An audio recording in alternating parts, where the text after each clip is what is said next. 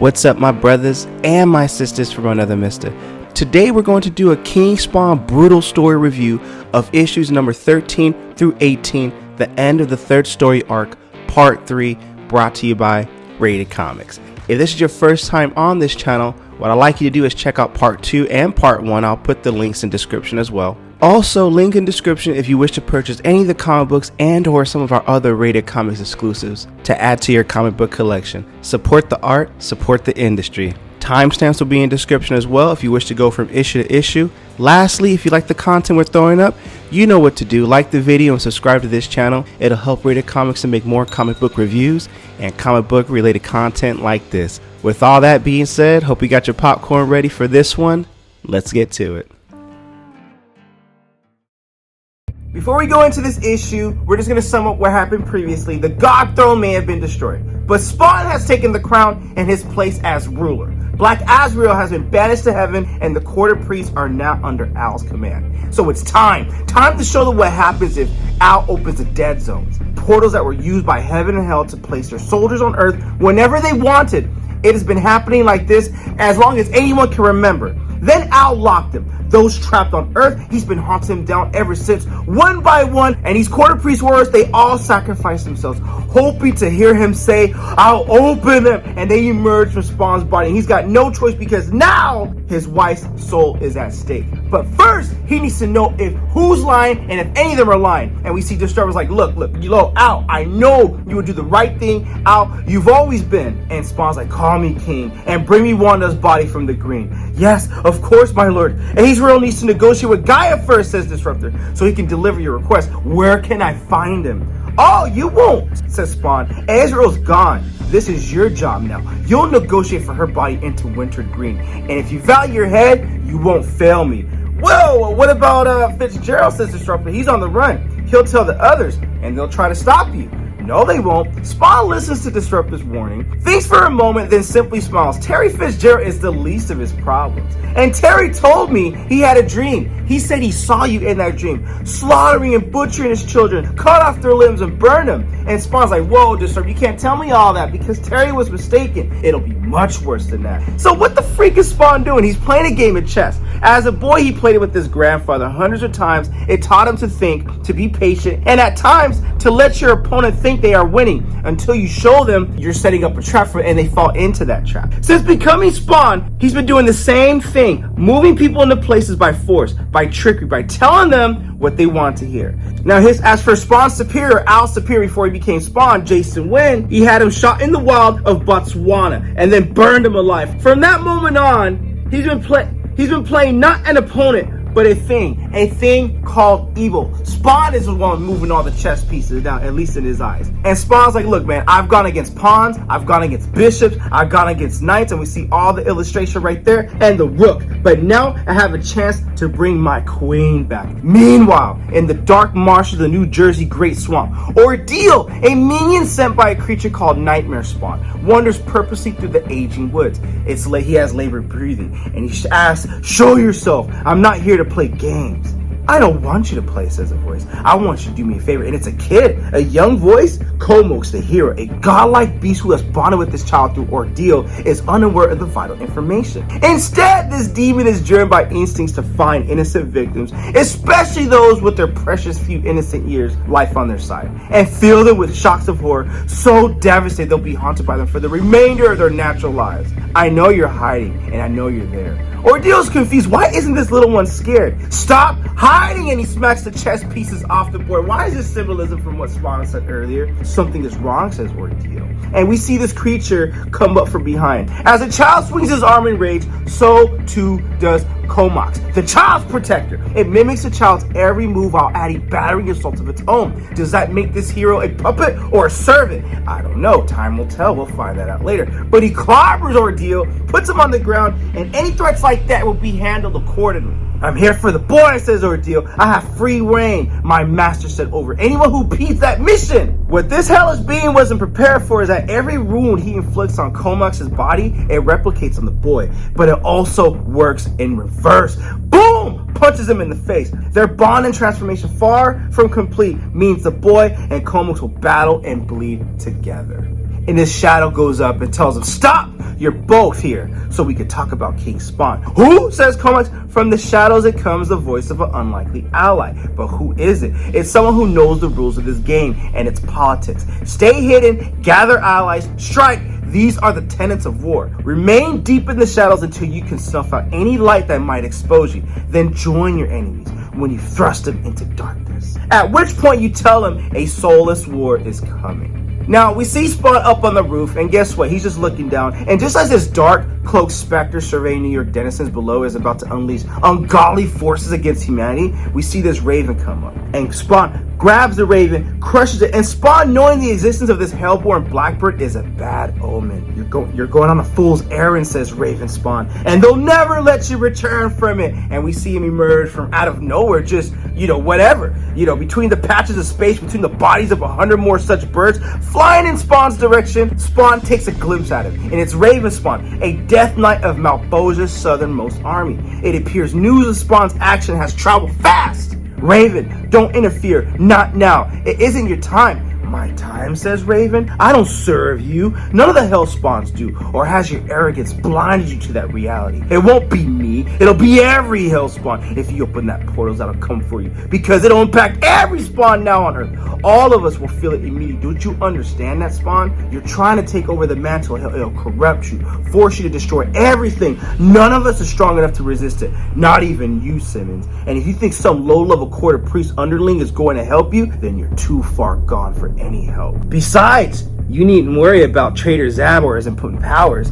One of my flock has gone to pay him a visit, and we see this Raven just going to work on this brother with his eyes and just keeps going at him, keep going at him. We want him, and it's kind to know how much we disapprove of them getting involved in any of this. We're sure they're gonna get the message. And so must you, Simmons. You want to commit suicide? Fine. Do it on your own. You don't get to drag us with you. That right. Well, I didn't ask you, says Spawn. He smashes him through the church, pushes him. They go into this battle, and guess what? Spawn's like, you gonna get some of this smoke. As Raven struggles to move, he realizes it's not the portal's opening he should be feared most. It's the man capable of closing them in the first place. And it's not a crown they should be afraid of. It's the man who wears it. They took something from me, says Al. I intend on getting it back. So send as many hell spawns, demons, or angels you need to. I'm not hiding. I'll be where they can find me. But tell them, if they don't kill me the first time they try, I'll literally wipe them from existence. Like a vampire rising from the dead, Raven Spawn gets to his feet. You know what you're called behind your back, Spawn? They don't call you King Spawn. They call you King's Pawn. What? What king? Says Spawn. It's pathetic how easy you made it for them. Who's this new king, says Spawn. Whose pawn am I? And he clobbers him. Answer me! And he clobbers him so hard he dislodges his lower jaw. Answer me! You honestly don't know. I said tell me! Then they've already won, says Raven Spawn. How can his brother still talk with no jaw? Then again, this is a comic book. I'm just gonna go with it. I think it's still pretty sick, It's like my pain don't faze me, Your spiral towards insanity then has already begun. Nothing will save us once it's complete. Before Spawn is able to throw another punch, Raven explodes, bursting into darkness. As they start to ascend, their cackles rise in volume, turning next into siren screeches, human screeches. All hail King's Pawn, their taunts, though only further inflame Al Simmons. If this is some sort of hellish game of chess, he plans on winning. All hail King's Pawn! One way or another, he's getting his queen back, bringing Wanda back, and no man, devil or Spawn, will be able to stop him. And that's where we end this issue. I love the plot twist right here. You gotta love it when someone from behind the scenes is pulling the strings. And also, Spawn is being played, and usually he's CIA trained, and he's been a Spawn for how long now? He doesn't get played that much, and someone is playing him that's a higher form of power, and I want to know who that is. I thought this book was gangster. I absolutely love this issue. I don't know which direction King Spawn is going to go in, but I love the plot choice and plot turns that go with it. Link in description if you wish to add this comic book to your comic book collection.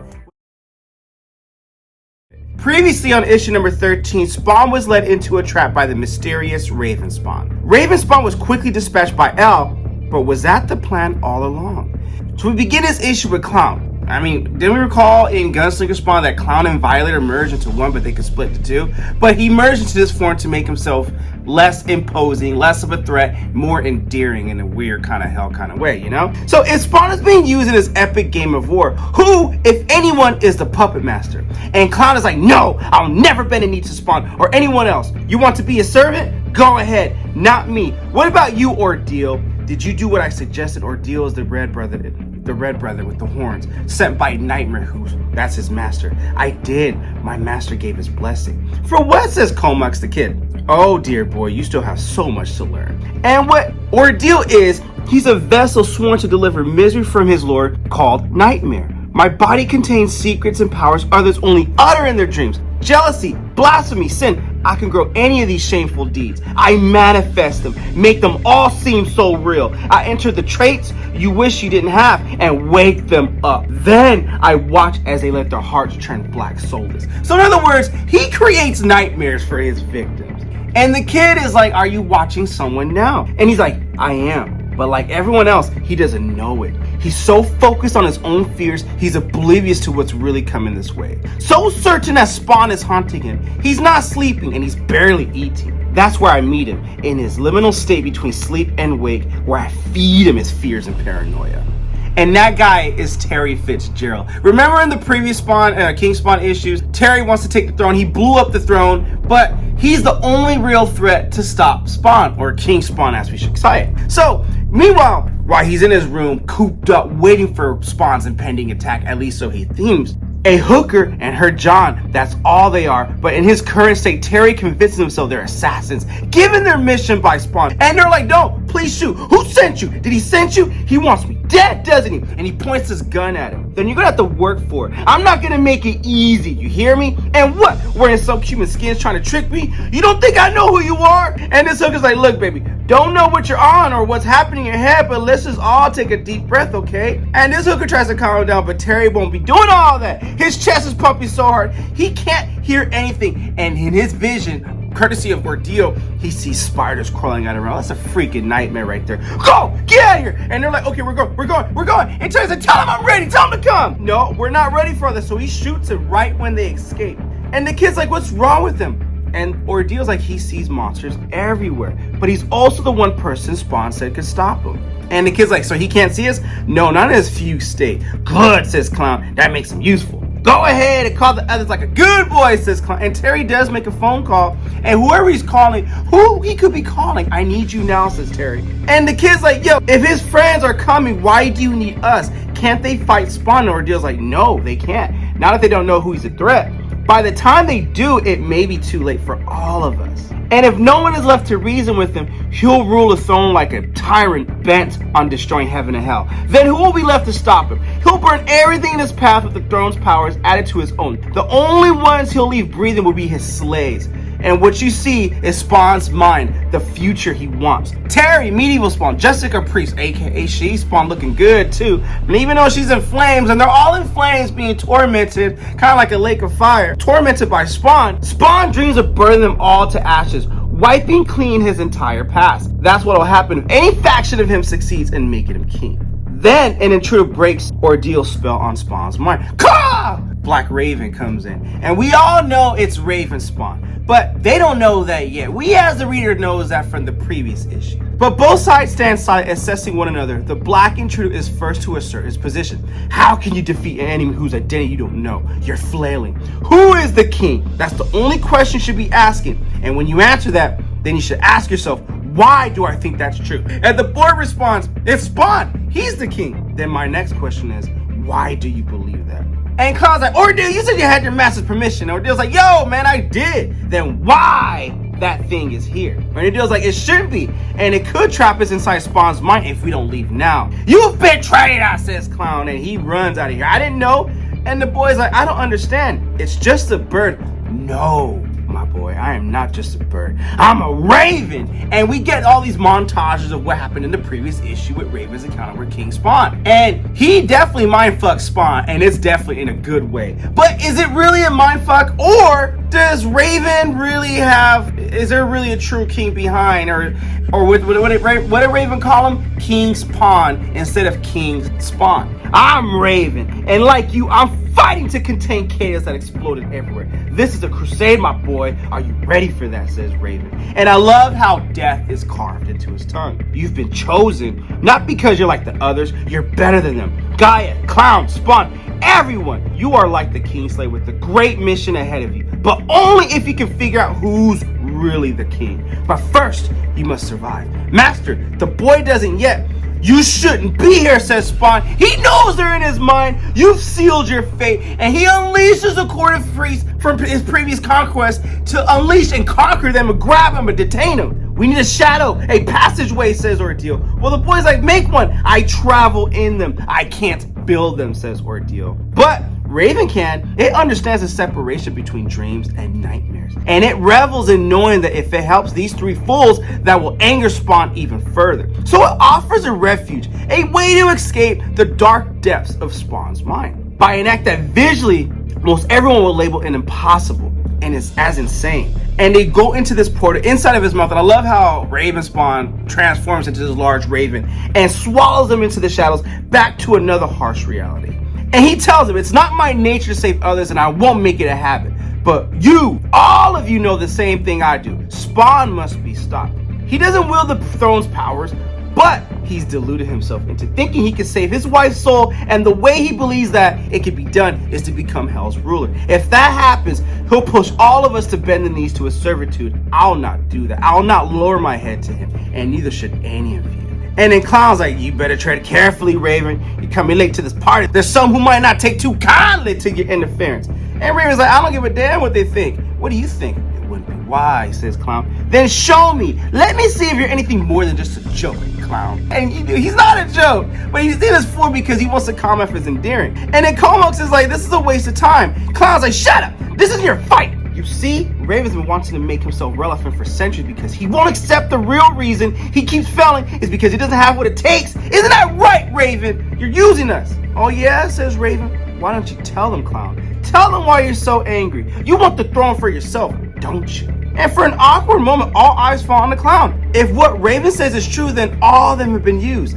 And Clown's like, yo, look, I don't want the throne. I just don't want a future ruled by any Hellspawn. I've seen what that looks like. I've been there. And we're all slaves to Simmons' dead wife until it all disappears. I'm not with all that. So, like Babylon, the greatest city in the Bible, once it was conquered, then it became dust. It became nothing. And all those that vied for it, all who battled for it and murdered for it, they became dust as well. As they continue their debate, none are aware how close their enemy actually is. And we see Spawn watching them from a not so far distance. Too close for comfort, but just far enough where they don't notice him. What must it be like for Spawn to see his enemies and his kindred plotting against to conspire him? Why? Because they're afraid he might someday destroy the world. They've all become irrational in pursuit of attaining each of their goals. That's why he sat on the God throne. He knew its existence would eventually drive everyone around into madness, including quite possibly himself. All in the quest to find the woman he loves, and we see Spawn disrupted in the quarter priest that he conquered in the previous couple issues behind him.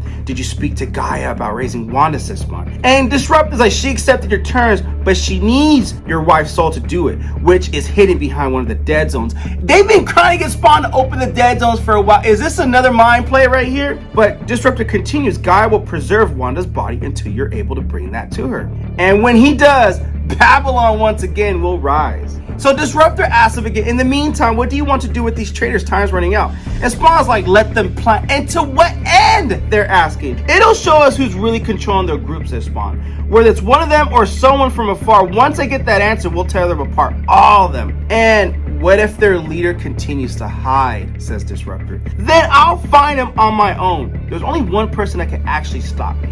And that person is Terry. And Spawn is hoping it's not him who's their leader because they're friends. Not really, but he doesn't want to go that route. And we see Terry's like, I don't care what you have to do. Just get him here. I'm tired of hearing excuses. I need help. No, I won't calm down. You said to call when I was sure. Well, I'm sure we need to take down Al Simmons now. And that's where we end King Spawn issue number 14. Yo, man, this series, this issue, this comic is starting to become more intense. more gangster as we go deeper into it. Personally, I think King Spawn is one of my favorite issues along with Gunslinger Spawn. But if he asked me to pick and choose between Gunslinger Spawn and King Spawn, man, bro, don't give me that decision. I don't want those decisions. That's too tough. No pressure, it is pressure. But this issue was great, fantastic. I had a hell of a time reading it, and I know you will too. Link in description if you wish to add this comic book to your comic book collection. Support the art, support the industry. With all that being said, before we get into the content, I'm just going to sum up what happened in the previous issue. A new group has emerged from the shadows. A group bent on the destruction of Spawn, but not all is what it seems. Now in this panel we see Clown overlooking everyone like a chess piece. It's kind of like breaking the fourth wall. He's relaying his plans to us as a reader in a very creative way as a chessboard, because in a couple issues before, Raven Spawn was telling King Spawn, Al Simmons Spawn, that he is not a King Spawn, he is King's pawn, and look at him as a pawn on the chessboard as Clown is directing and misdirecting everything and manipulating everyone on the chessboard. He's thinking that everyone just thought he was a fat, foolish clown, always getting knocked around by Spawn. And so he mocks him. What, you think Spawn has all the answers? That he has it all figured out? Do you think he'll actually lead you guys to victory? He won't. You and he are the same, but you can't see that.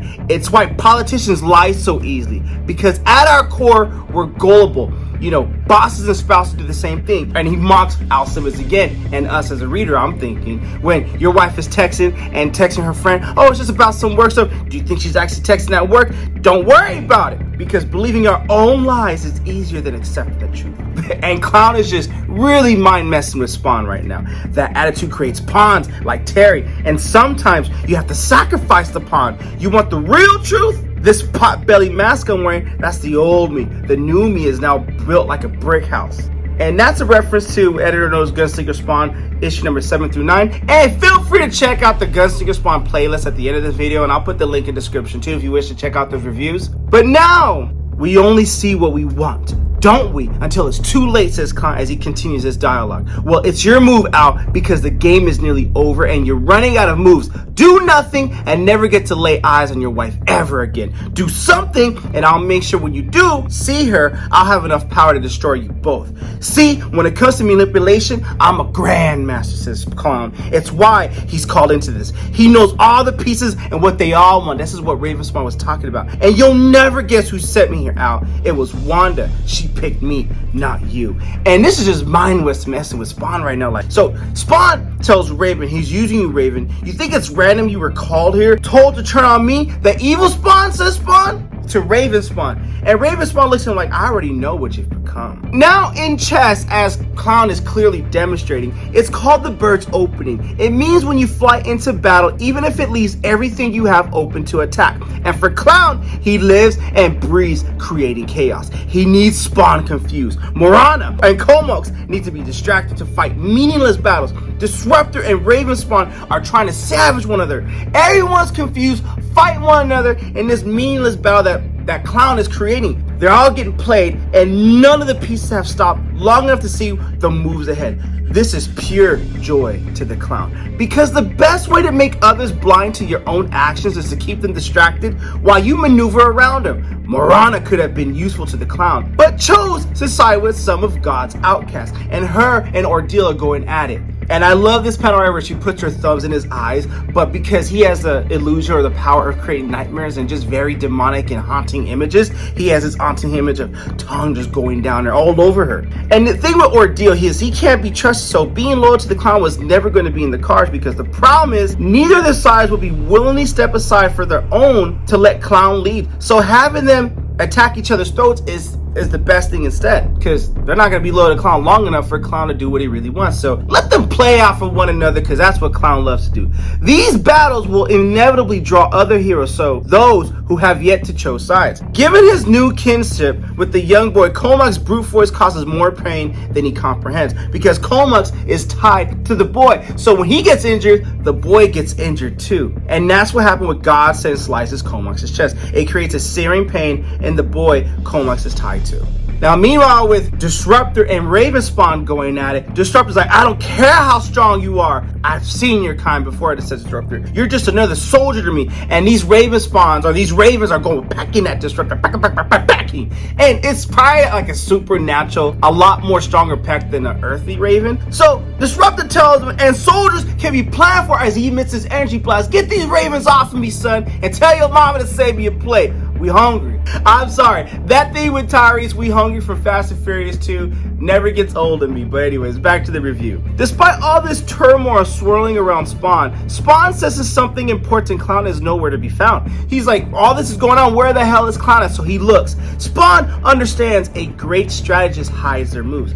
Not wanting to tip their position until it's time to strike. They'll sacrifice whoever they need in the quest for disruption, all in the hopes of coaxing their enemy to step into the trap they've laid. So Spawn goes deep into the woods, looking for Clown. I know you're here, Clown. I can smell you. We see Clown just lurking, predatory style.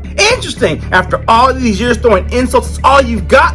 I was hoping you were dead, says Spawn, and that's a reference to Spawn issue 301, which we did do a review on. I'll put the card up top and the link in the description as well if you wish to watch the review, because that was a gangster way in Spawn issue 301. But let's go back into King Spawn. Don't mind killing you again, says Spawn. As he nears, the demented Joker simply vanishes, causing Spawn's anger to grow.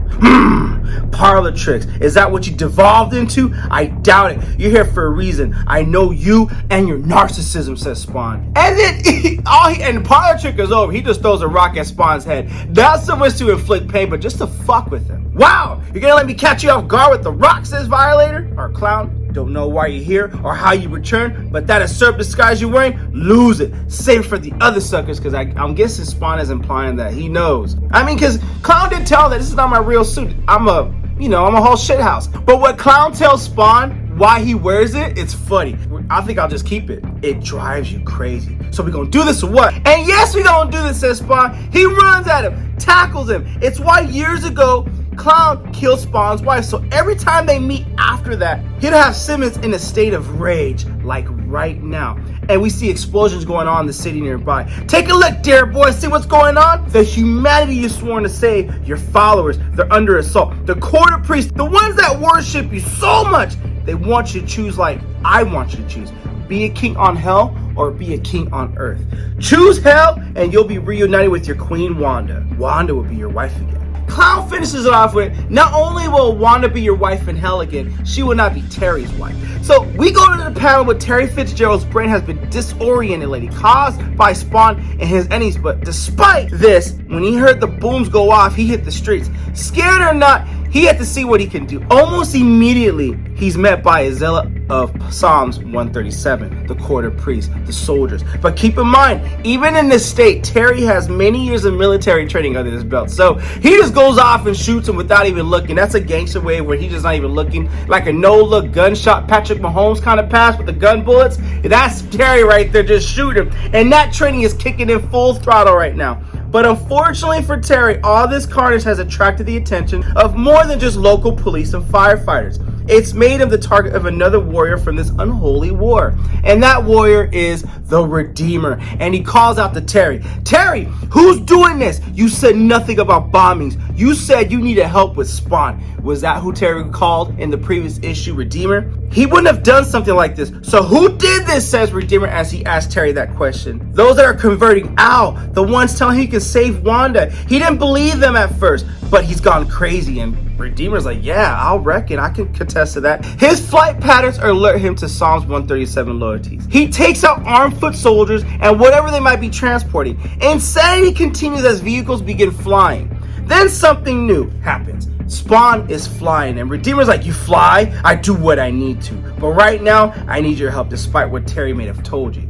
Okay, alright, so Spawn continues on. So we can say these people or we can waste our time talking. And Redeemer's like, lead the way. We're going to finish this conversation up later. So they neutralize any immediate threats by necroplasm and beams, taking apart the terrorist cell below. But questions linger. How is Clown tied to all this? And what exactly does the Clown want for Spawn? Friends and foes, along with heaven and hell, pulling their own strings and being drawn into this messy battle, Earth sits on a fragile cusp. Though they claim to be followers of the King Spawn, he has no problem punishing them. And as his battle ends, Redeemer Comox, Ordeal, and Ravenspawn surround Spawn, and Spawn tells him there's others. I need to find them too. No, says Redeemer. I've seen what happens next, what you become in the future. If you leave now, their side wins, and you never recover from it. You can't become their king. And Disruptor from high above tells him, it's too late for that, Redeemer. Spawn will write his own history, a history much different than the one Terry has dreamed of, because no one is going to stop Spawn from doing what he wants. And right now, what he wants is to find 2 more pieces that he needs to join his side. The end is near, though intentionally he leaves some believing they've already won. The king has fallen, says Clown. Checkmate, Spawn, checkmate. And that's where we end this issue. Now, personally, I like the mind fucking over here going on with Spawn and the Clown, or Clown mind messing with the Clown with the Spawn. Ooh! But anyways, it's fun. I ain't got nothing else to say. I mean, King Spawn, and I kind of dig the new art. It's more gritty, it's more grit, it's more raw, in my opinion. The other art, I forgot who the artist was. It was just cleaner, but this kind of fits it. I mean, to go along with the story too. Now, how will this continue to play out, and how will this unfold? Who knows? But that's what we're here for. So, if you haven't subscribed to this channel now, don't forget to hit the like button and subscribe to Rated Comics channel right now, because we do cover all the King Spawns, all the Gunslinger Spawns, all the Scorch, as well as the Spawn comics too. Previously on King Spawn, the board has been set and the pieces are moving. But in this chess match, even the players are being played. When everyone is out for themselves, whose side is anyone really on? For instance, Raven called him a pawn. Clown called Spawn a failure. The Court of Priests called him a king. Gaia, the goddess of nature, called him the man who could raise Wanda from the dead. Spawn couldn't care less why they chose those words. He doesn't give a damn about their reasons. He's concerned only about what could be lost or won through his actions. And each piece of this battle can swing in either direction. Like the pathways called the dead zones that once allowed angels and demons to exist on our world whenever their masters wished, or mankind who has been so manipulated since the dawn of their creation that they don't even know that they're being used anymore. They've even been given that manipulation a term that most willingly embrace. It's called religion. Their souls are being the currency of that evil's trades. Regardless of the pain that so many millions have endured, suffering over the deaths of those caught in that chess game heaven and hell continue to play, it's why Spawn closed the dead zones. He wanted to shut out any intruders into our planet, hoping to make it safer from their reach. Then he will hunt those down one by one, those that God and Satan had already placed here, those that were now trapped on Earth. And when their kind is finally gone, then a new Eden can begin by stopping the souls of man from leaving our own realm. But things have not gone as Spawn had hoped. While tainted angels learn to serve and be obedient, because with no humans left to abuse, heaven now takes out their own and sacrifices their own. Instead, demonic souls of hell are burnt as they learn what their eternal fates are really meant to be. While on Earth, we have continued to bow to those forces as we have for centuries. Priests are still being priests, but underneath, there's something way more sinister going on, and our blissful ignorance guiding us through each day. Fortunately, though, Spawn's bliss wasn't from ignorance. It was from focusing on training both his body and mind. So now he's aware of the cosmic war games being fought. He takes pleasure in knowing those who've preyed on mankind are now feeling the pain and fear themselves. He likes that. He liked that they were stuck, because every minute they are trapped on Earth is a decade in their own realm. Essentially, they are slowly rotting here on Earth, accelerating their loss of sanity, causing them to do even more atrocious acts upon humans, forcing all of them to splinter into competing fiefdoms. Now, the answer to Spawn's question steps forward from the abyss.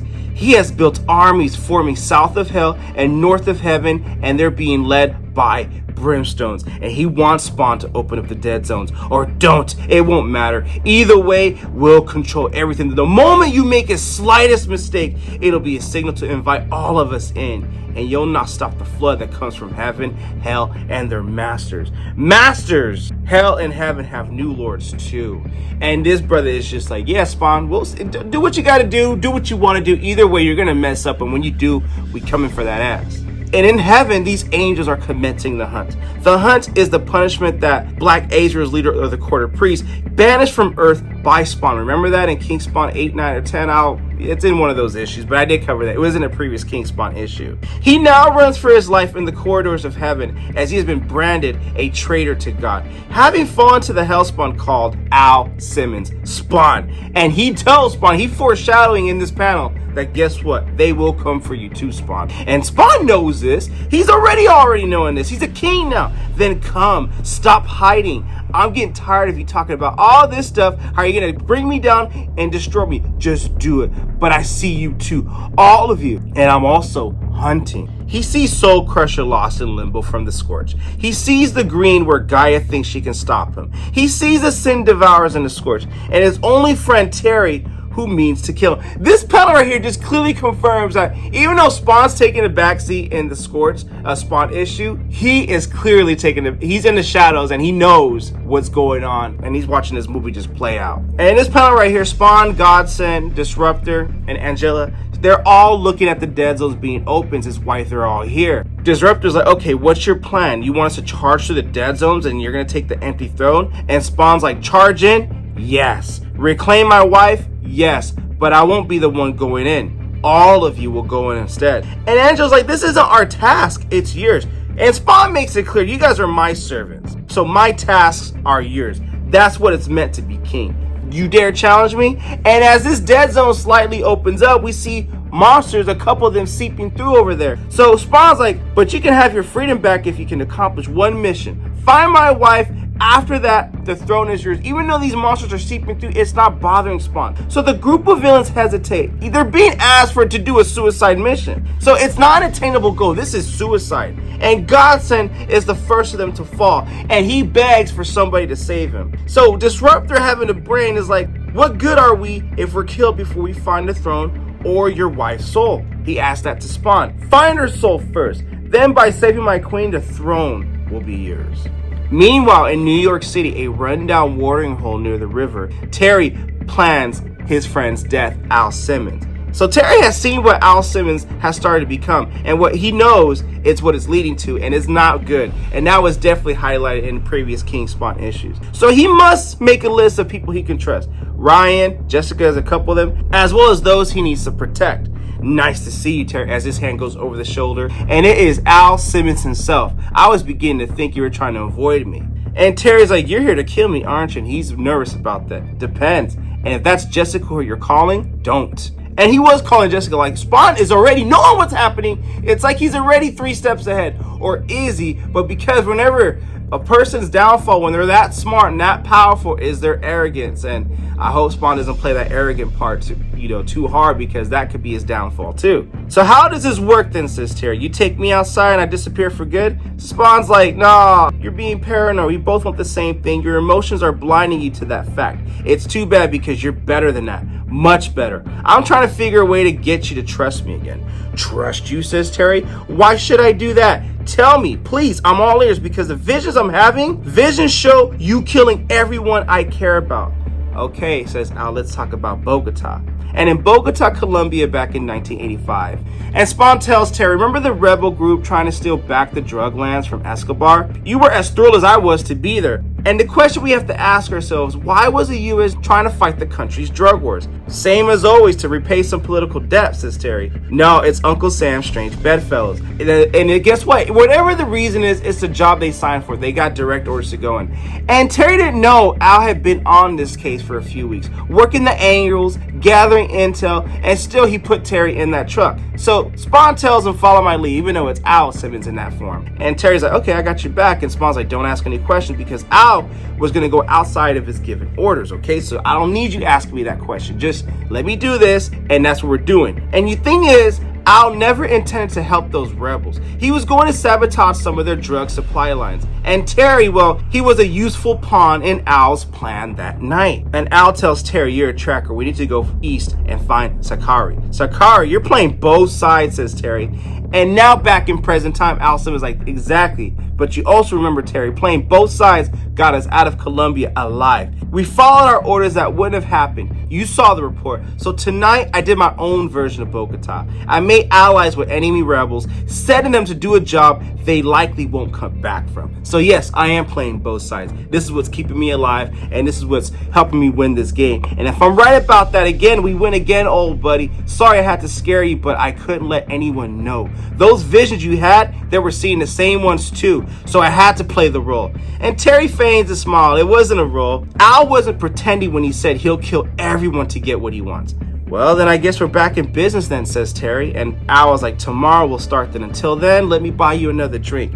So Terry's a good soldier too. For now, he'll do what Al says. And with that, the friends drink the night away. Now, while in the depths of hell, Disruptor, the man once known as Jason Wynn, marches through the mayhem of an afterlife disrupted by civil war. I was sent by the king to find his queen, says Disruptor. Stay on your knees, boy, because whatever master you serve has betrayed you. You think he just happened to let you in from the outside to help him? Then we've got a lot to talk about. Who is your leader, says Brimstone. As Disruptor unravels the tale, he begins spilling the beans to Brimstone. This new monster god listens intently to the story of how a mere human has now become a king to so many soldiers that once kneeled to no one. He wants to know what's made them so afraid of this new king. And that's where we end this issue of King Spawn, issue number 16. Look, I think this is gangster. I love this new character of Brimstone. I wonder if that's the first appearance of him, but he's interesting. Anytime someone dares challenge Spawn to the throne, I think it's interesting, and this guy looks like he means business too. So the Disruptor and the Quarter Priest have invaded Hell in search of Wanda Blake's soul, only to come face to face with Brimstone.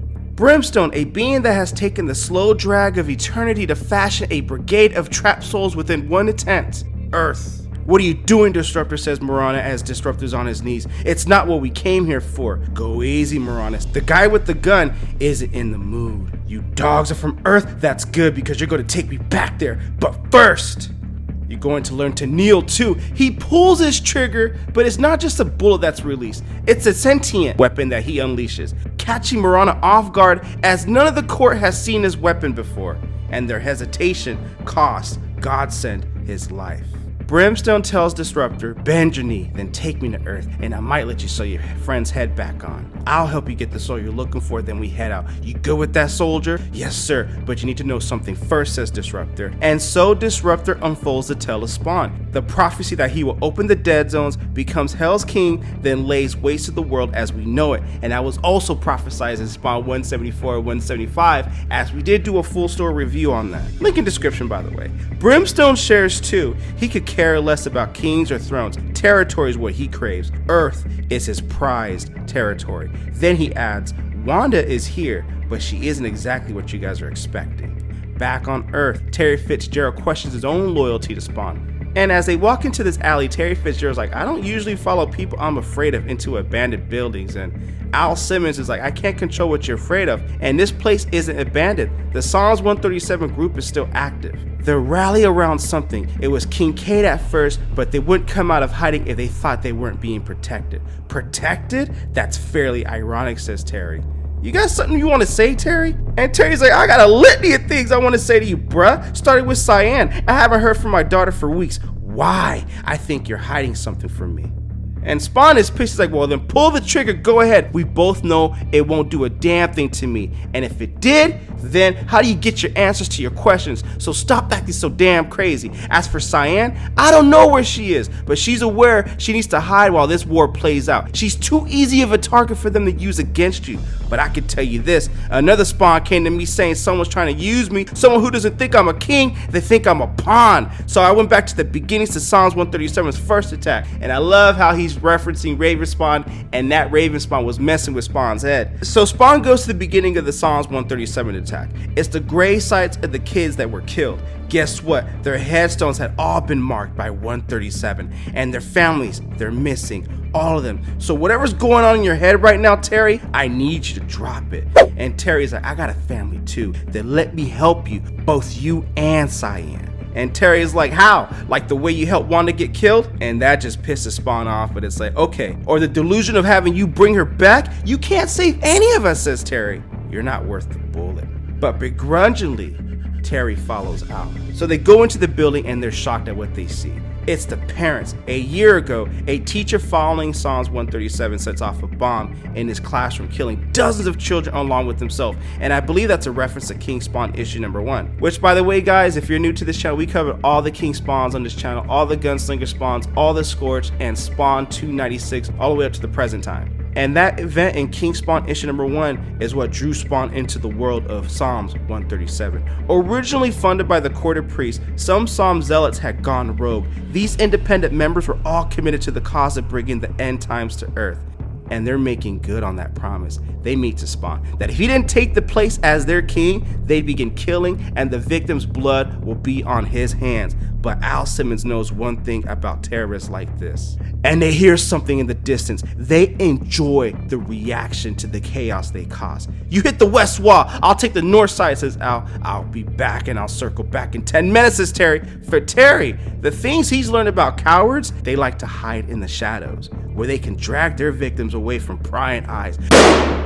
Gunshots always trigger Simmons. It turns a switch on in him, a switch his enemies usually wish they left alone. He smells sulfur, gunpowder, his enemy is near. Show yourself, says Spawn, but it doesn't. It always plays cat and mouse. You come to me, says the thing. Who are you? And then he goes into the shadow, and what he encounters is this behemoth. He's a monster revered by Psalms 137, with a body like iron and a desire to attain the same goal as the cult. He too wants the end times, and he wants more. He wants Spawn on the throne, directing the demise of Earth. He wants to watch the destruction of both heaven and hell. Spawn, he believes, can deliver that both for them. And Terry on the ground's like, ow, that thing, it's...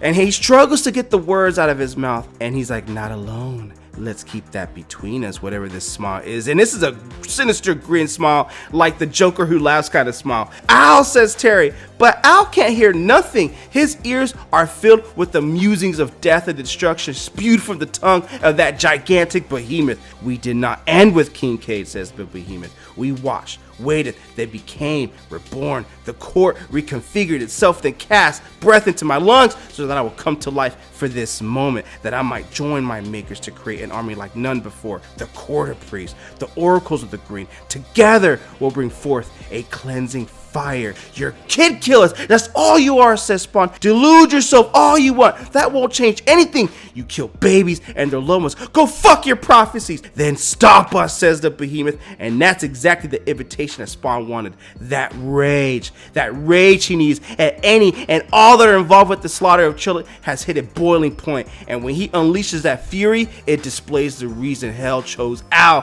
to be a hellspawn in the first place. Surely you don't fall that easy after Spawn decks him in the face and cuts his arm off. You're not that pathetic. And he stands tall, puffs his chest.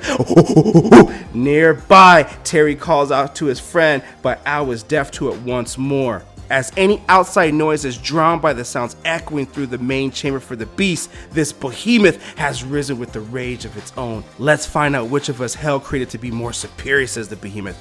Though one of Behemoth's arms is injured, he fought hundreds of battles with pain and agony where the accepted price for the honor to fight against his enemies. Tonight, the honor is focused on Spawn, and that ass is mine. We hungry. You've desecrated the work of thousands. They gave their souls so that a new king might rise and lead them, so they won't have to suffer anymore. And Behemoth shoved a steel girder into his injured stump.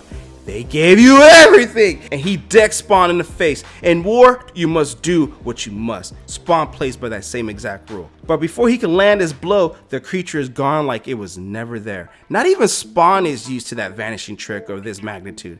But was that all it was? Just some hellish sadistic trick? Spawn quickly turns to other matters. Terry, are you there? Behind him, a shadow moves. Behemoth again, he thinks? No. It's Oracle. Oracle appears with the Kingslayer, the boy whose body was vaporized in the school bombing. Remember Simon from King Spawn 2, King Spawn 3? Okay, he led Oracle to this place sensing his mother was in danger. Hoping to help her, he instead finds only her dead remains. And though these inhabitants of the Green have their issues with Spawn, their first priority is to protect their own. To accomplish that, they too will need the dead zones to be open wide open. And that's where we end this issue of King Spawn, issue number 17. Hey man, this comic book just gets better and better. I ain't got nothing else to say about it, man. Just get the comic book, purchase the comic book, link in description if you wish to add this comic book to your comic book collection. Support the art, support the industry. I just love where this story is going. And actually going back into Spawn history, Spawn issue 1, and like I mentioned before, doing the review on Spawn 174 and 175, which is the rise of the Gunslinger Spawn, the origin stories. And this has been prophesized for a while. I just love how it's all coming together, and let's just keep this story going, man. It's great storytelling. In the previous issue, the Court of Priests had been abandoned in hell while Spawn battled it out with the Behemoth. After that battle, the Oracle and the Kingslayer, like bishops and rooks on the chessboard, they're trying to force Spawn onto a throne he doesn't want. The Kingslayer, a slain child whose body was aged from the 5-year-old boy who died into that of an older warrior. Keep in mind, he died in issue number 1, and later in the afterlife, courtesy of King Cade in issue number 3, now he became Kingslayer in issue number 7 or 8, I believe. But we definitely covered all the issues of King Spawn on the channel, and I'll put the playlist at the end of the video as well. But he's still a little boy who lost the one thing he cared about, his mother. So Gaia tells Spawn the gates of hell have been opened. It's where his mother was taken, and Gaia, along with those from the green, you will hope finer since you've abandoned your allegiance to the Court of Priests. The Oracle has softened her stance against Spawn. I don't need your kind of help, says Spawn, because all of you, this is on you, because you wouldn't let me look into my wife's body in the green. The court got emboldened. They thought if you could push me around, why not them? Now they're killing your own to get to me. And Kingslayer tries to go at Spawn like this is all your fault.